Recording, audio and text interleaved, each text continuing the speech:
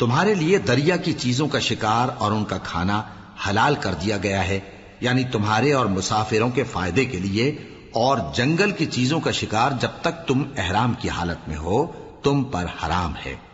اور اللہ سے جس کے پاس تم سب جمع کیے جاؤ گے ڈرتے رہو۔ اللہ نے عزت کے گھر یعنی کعبے کو لوگوں کے لیے موجب قیام بنایا ہے، اور عزت کے مہینے کو اور قربانی کے جانور کو اور ان جانوروں کو جن کے گلے میں پٹے بندھے ہوں،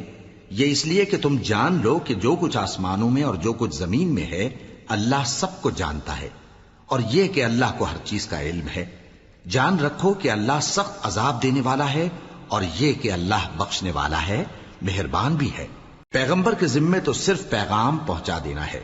اور جو کچھ تم ظاہر کرتے ہو اور جو کچھ مخفی کرتے ہو اللہ کو سب معلوم ہے۔ کہہ دو کہ ناپاک چیزیں اور پاک چیزیں برابر نہیں ہوتی، گو ناپاک چیزوں کی کثرت تمہیں اچھی ہی لگے، تو عقل والو اللہ سے ڈرتے رہو تاکہ کامیاب ہو جاؤ۔